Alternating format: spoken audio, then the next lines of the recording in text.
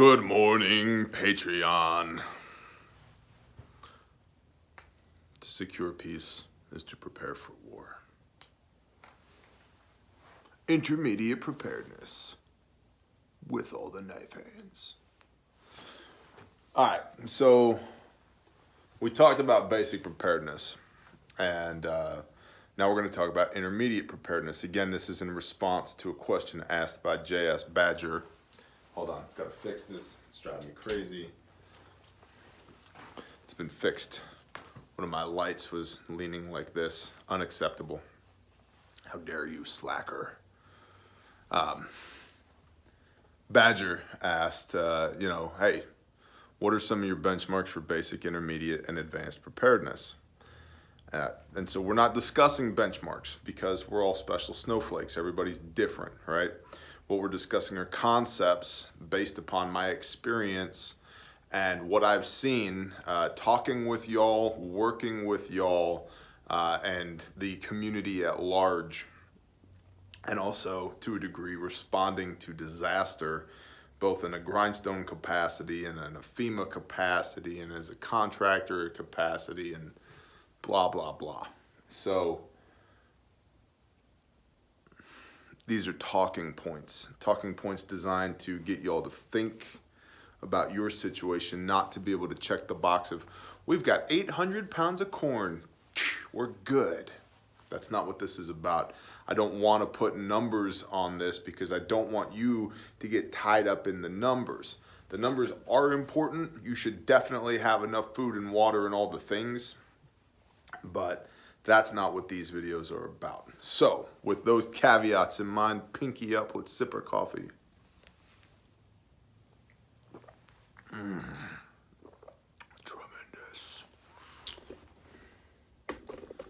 Intermediate preparedness. One of the things that I see that differentiates this from basic preparedness is we see a shift in the mindset towards team and community. The reason for this is you can't do it alone, okay? Trying to do it alone is a losing proposition. Unless you are alone, which maybe. And what I mean by that is before I had my wife and kids, I was alone. And it was me and a big green duffel bag against the world. And when you're a young man and you're full of vinegar, you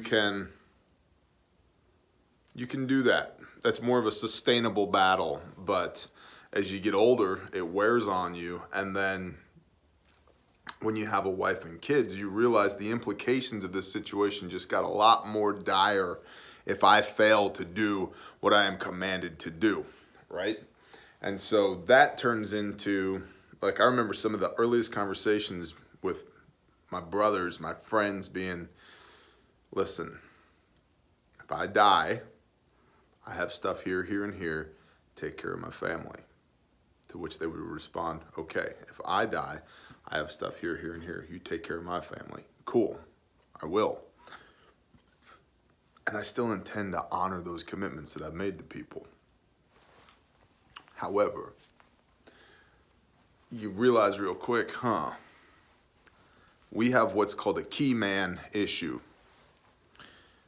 I guess today it's key person issue, I don't know. Third bathroom, please. Somebody call the HR department. A key man issue or a key woman issue or a key furry issue is when there is somebody that's absolutely critical that if you lose that person, everything falls apart. Well, if your team is you, your wife, and your kids, and you are lost, everything falls apart. And so now you need a larger group of people, a team, a community of people, so that your family unit can weather the storm of your passing without them passing as well, because there's an infrastructure built around your family that's larger than your nuclear family. It's redundancy, really, if you're being highly practical about it. Plus, it's love and fellowship and companionship and strengthening of bonds and sharpening of iron and all the wonderful things that come with that. But it's redundancy, okay? So this shift in the mindset, also with a shift in this mindset, we start to see it's not just, I've got guns, bro, to I'm learning how to use my guns, bro, okay? And not just guns, but everything. So there's now a training element, field training exercises, FTXs. Let's go out into yon woods and spend 3 days on, a lesson on how to use our bug out bags, and we're going to patrol in and patrol out while we're doing that. Or, maybe it's a CCW class, which is how to shoot paper targets at reasonable distances with your carry weapon. That's the starting point, not the ending point when it comes to weapons training. Or whatever. There's all kinds of dynamic weapons training. There's pick a carbine course that's near you and go to it. Pick a pistol course that's near to you and go to it. Maybe you want to take a long range shooting course and go to it, right? But the mentality starts to change. That it's not just I have this thing so I'm good. It's oh crap, I have this thing and I don't know how to use this thing. I'm not good. I need to find somebody to help me learn how to use this thing. Okay? Martial arts. Again, getting back to training. The zen that comes with martial arts, knowing that I'm just going to look at you, and while I'm looking at you, I'm thinking, here's how I'm going to dismantle this person. Like demoing a house. If I cut this column, and I cut this column, and I hit this beam with a hammer, this whole thing's going to come down. I take that knee out, and then I grab this wrist, and I do this thing, and then I drive this elbow right across the front of this person's face. They're going to hit the ground. Then when I have them on the ground, what am I going to do next? And all this is playing in the back of your mind while you're standing there going, bah, right? So, martial arts, commo. I have my radio. I don't know what it does. I think it's a wheel chock. I think the way that it works is I just take the antenna and I wave it around like this. And the more you wave it, the more signals it catches, and then you put it next to your ear and you listen to the signals that you caught. No, that's not how the radio works. Right? Okay, so commo. Medical. I have the things. How do I use the things, right? Navigation. I got my maps. Cool. Where are you?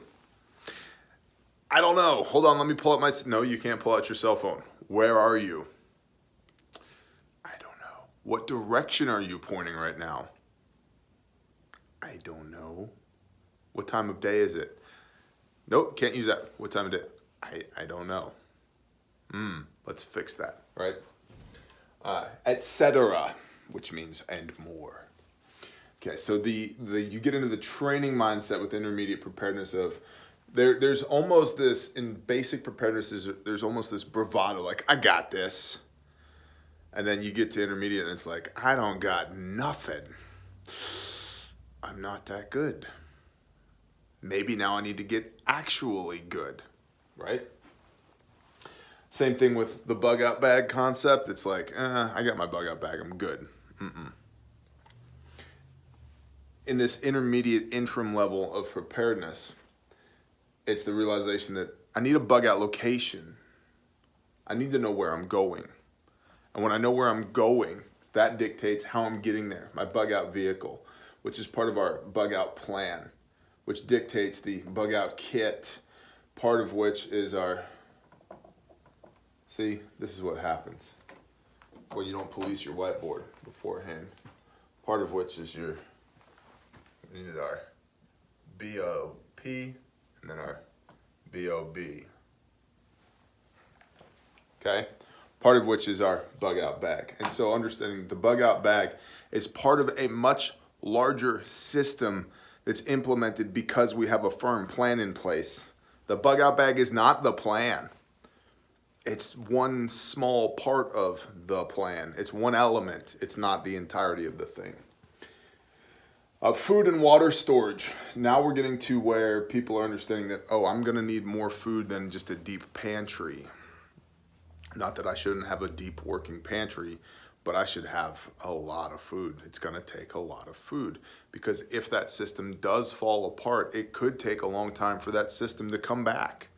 Or we may need to implement our own systems while the system is down, which is where I'm at. And most of the people that I fellowship with, that's where we are at, is agriculture, baby, agriculture. Because when the system has a hiccup, everybody else catches the flu and we're like, we're good, you know,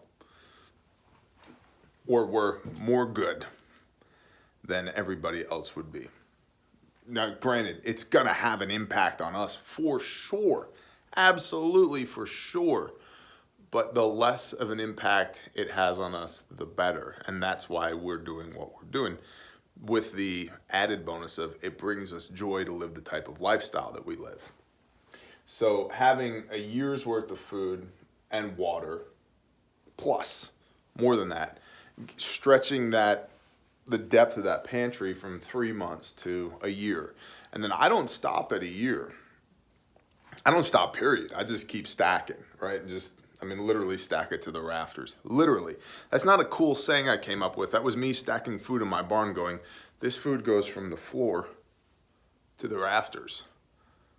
Stack it to the rafters. Keep stacking food. We're gonna need it. That is the conviction of my heart, and boy, do I want to be wrong. I want to be the craziest person in the world 20 years from now when people are like, never happened, Bear. 100 years from now, when they're like, somehow, Bear, you managed to live to 140 years old. How did you do it? I don't know. How come you stacked all that food? Because your great-great-great-great-grandpa is crazy. That's why. He had a whole YouTube channel about how crazy he was, and all of his friends were crazy. Cool, man. Cool. I would so much rather be wrong, but I just don't feel that I am. So, a year plus, getting a commo plan in place, your PACE, primary, alternate, contingency, emergency, the first ever Viking preparedness video. Primary, alternate, contingency, emergency. It's about having depth in your plan, not just, well, yeah, I have my cell phone. What happens when that doesn't work? Or your battery's dead, or it falls out of your pocket and shatters. Didn't think about that. That's a problem, right? Well, I got my little bow fang. What happens when that thing breaks, or the batteries die, or whatever? Didn't think about that, right? So having some depth there. And then the thing with commo is you got to have people to talk to. So that gets back to your team and your community and that mindset there. And hey, we discuss these things at these times on these frequencies with these people. Now you're getting a commo plan put together.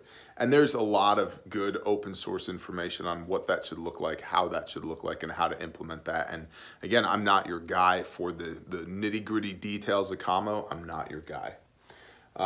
Sanitation plan. This is something that is lacking in basic preparedness. Where are you going to poop, bro? The toilet? Not for long, especially if the power's out. Not for long. You're going to not want to do that after a while. And so having a sanitation plan in place that would incorporate something like an outhouse, human manure, composting toilets, whatever, something to that effect, as well as a way to, say, do laundry and clean your body and clean your hands and clean your tools and your cooking implements and all of that without the system to support said activities. My wife is big on this right now, and I'm like, yeah, baby, you go. Whatever you need, you let me know. And quietly, I'm like, yes. How do I get my spouse on board? Find things they like to do and then figure out how to steer that in the direction of preparedness. That's it. Because it's a lifestyle, not a hobby. And not even that my wife likes doing laundry, but it's her purview. And we both accept this as her purview. And it's like, all right, babe, how are we going to do laundry when the world ends? Okay. Outside, we can heat water. Okay, that's going to take a lot of fuel, but yes, we can heat water. And we have an old wash basin, cool. And the cool thing is for us, we have a living treasure trove of information on property with us. We have 80-year-old grandma, and grandma does the things. Grandma does laundry by hand outside, at 80. Most people think that a wash tub and a washboard is like cute decor, and grandma's like, those are tools, honey. Like, grandma's awesome. And then on top of that, she has the kindest, sweetest soul. I mean, she's just the nicest. Usually 80-year-old grandmas are miserable because they've had a hard life. Not grandma. She's the bomb. She is the embodiment of light and love. She's awesome, but she knows how to do the things, right? And so it's cool that we have that, and it is a resource. But we are doing those things now, learning how to do that now. And so, like, having that sanitation plan in place, what are we going to do? And not just having the things, but knowing how to use the things, getting back to actually train, actually use your stuff. On an intermediate level, we have an intel package put together. We have a much better idea of where we are operating than on the basic level. We've done an area study. We have our maps. We've identified key elements within the area, good people, bad people. We know that if we had to shut down our neighborhood, that we're gonna put, we need roadblocks here and here, and ideally we need an overwatch position here. And then we need to man that we need a minimum of 6 people on security because of XYZ, and they're gonna have to work in shifts, which really means 12 to 18 people. And so that's gonna look like these 9 houses on our street. We're all gonna band together. Awesome, cool, because we're figuring this stuff out now. Figure this stuff out now. Figure this stuff out now. You don't want to be trying to figure this out on the fly on the worst day of your life. You do know the rule of the 7 Ps, right? Proper previous planning prevents piss poor performance. You should plan properly previously so you don't perform poorly then, okay? So, intel package, we're getting all that figured out. And we have our network. We're creating those relationships with people that are willingly and wittingly or unwittingly supplying us with good intel. Hey, did you know that Bob, and it could be anything, right? Like, for example, what would be pertinent intel for me right now? We'll just say, hey man, hey, one of Heyman's tractors are down. I need Heyman's tractors running. He's called Heyman for a reason. Heyman's hay feeds my sheep feed me. Okay, so it is in my vested interest to get Heyman's tractors up and running again. See what I mean? Heyman's barn is falling in. Hey, let's go help Heyman keep his barn from falling in. Oh, and it turns out that Heyman just cleared a half a mile of his fence line and he's got a bunch of firewood. That's good to know because he does burn firewood, but he's also a little thin on cash. Maybe we can offer him some money for some firewood. That saves me the trouble of cutting the firewood, puts a little scratch in his pocket. We continue to build rapport with one another. Oh, all of a sudden we have a community that's being built. All of a sudden now I have a network because when Heyman needs help, he has a problem, he's gonna come see me, right? If I need something that Heyman can help facilitate, I'm gonna go see him. Hey dude, can we borrow one of your tractors? Sure, what do you need? You need a brush mower, you need a baler, you need a front loader, you need the log splitter attachment, what do you need? Gotcha, bless you, brother. Building that network. So in intermediate preparedness, that's where this networking starts to happen. And I think it's important to point out that this can be something like a Viking network, something like the Bear Nation, something like Preparedness. Although to be frank, I know very little about Preparedness, only from what I've heard from various people who have been inside of it. I've not heard a lot of good things, but I've also never been involved with it. The Arkansas Preparedness Network, okay? These groups of people that are like-minded individuals getting together to fellowship and meet each other and form meaningful relationships, okay? It can be that, and it probably should be that, but it can be and definitely should be people in your immediate area as well, because you are going to be interacting with them. The terms on which you interact with them are going to be predicated entirely upon the interaction you've already had with them.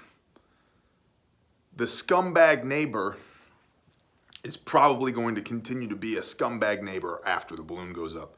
That guy that you're learning now is a good salt of the earth believer, just solid guy. Probably still going to be a solid guy after the balloon goes up. That guy that's a little bit shifty, probably still going to be a little bit shifty after the balloon goes up. So you need to be figuring that out now. And even if you're like, yeah, Bear, but I'm not staying here. I'm bugging out at the first sign. First of all, no, you're not bugging out at the first sign. You just think you are. Pastor says, and I agree with him. Although to be fair, because I get this criticism too, they're like, what is this, Viking Preparedness 2.0? No, this is Bear Independent. We just share a lot of the same convictions and experiences, and we've come to a lot of the same conclusions independently of one another, which is great because it says in the Word, in the mouths of 2 or 3 is everything established. So, but Pastor says, and I like it, if you didn't bug out on 9/11, you ain't gonna bug out. I believe he's correct. So, if your plan is to bug out, still, guess what? You're still gonna be interfacing with those people who are around you before you bug out, okay? Things to think about. Agriculture, again, this is the beginning of the mindset shift, the shift of, well, we've got all this food, now what? The shift from consumer to producer. This is a quintessential mindset shift for long-term preparedness, says me, because it takes you, or at least it has taken me and countless others who we have interacted with, from hobby to lifestyle for preparedness. And I believe real, true, long-term sustainability is predicated on a lifestyle that is conducive to preparedness, because it's gonna take a lot of your time, energy, blood, sweat, tears. And if you're just giving that to a hobby, it ain't gonna happen. Or at least it ain't gonna happen well.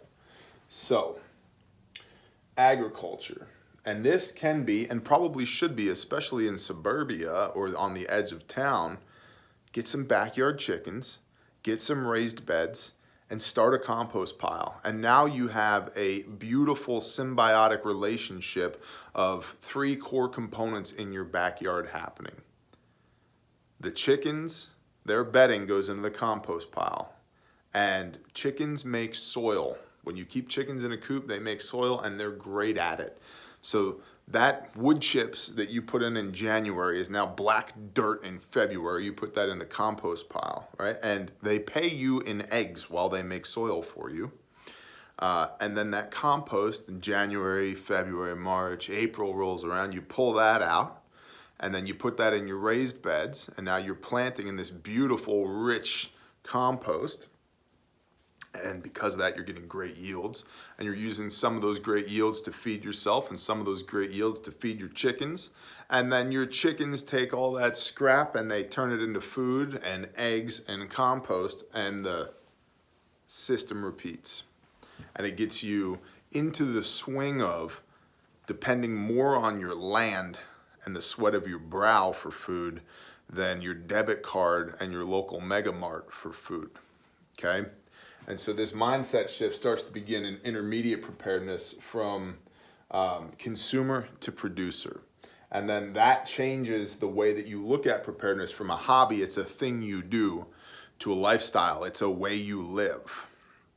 And so intermediate preparedness, this seems to be what I have seen and experienced, and what I'm bumping up against regularly are more of these concepts here. And stay tuned, we will do advanced preparedness, and we'll go even deeper than this in advanced preparedness. I think it's also important to point out that Badger said on his channel he was going to be discussing this, so Badger, please feel free to leave a link down below to where you are having this discussion as well. And so I'd like to compare, contrast what you've got versus what we've got.